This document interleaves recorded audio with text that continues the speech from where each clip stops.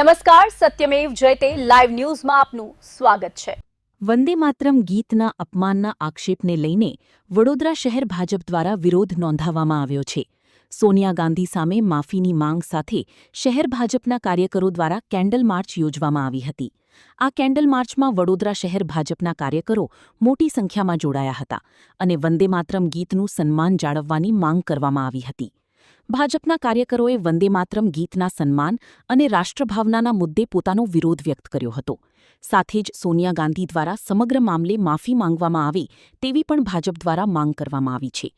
આ મામલે વડોદરા શહેર ભાજપ પ્રમુખ જયપ્રકાશ સોનીએ આક્ષેપો સાથે વિરોધ નોંધાવ્યો હતો।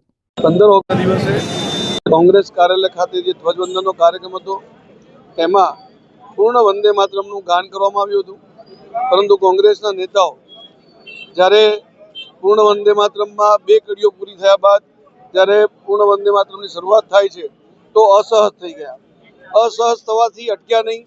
સોનિયાજી, ખડગેજી, રાહુલ ગાંધી એના ઇશારાઓથી ખાસ કરીને સોનિયાજી ગીતને બંધ કરવા માટેનું કહે છે, પરંતુ કોઈ સમજાવે છે કે આ વંદે માતરમ હવે રાષ્ટ્રગીત તરીકે સંસદની અંદર પણ પારિત થઈ ગયું છે, એનો આપણે બંધ નહીં કરી શકીએ, છતાં પણ ઇશારાથી બંધ કરવાનું કહે છે।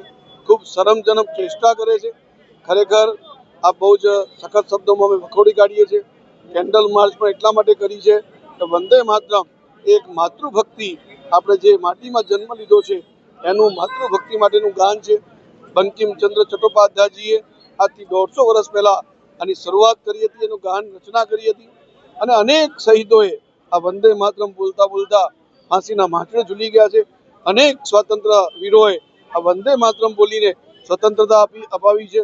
અંગ્રેજો પણ જે વંદે માતરમના નારાથી ગભરાતા હતા એ જ પ્રકારનો ગભરાટ આ કોંગ્રેસના નેતાઓમાં પણ જોવા મળી રહ્યો છે। મને લાગે છે કે ભારતના નાગરિકો કોઈ આ વસ્તુને સહન નહીં કરી લે, કારણ કે આપણે માતૃભક્તિની જે વાત કરીએ છીએ એ વંદે માતરમ ગાન છે। આપણે વંદે માતરમને સ્વીકાર્યું છે અને આપણે સૌ આને સન્માન આપીએ, એ જ સૌને આપના વતી અપીલ કરું।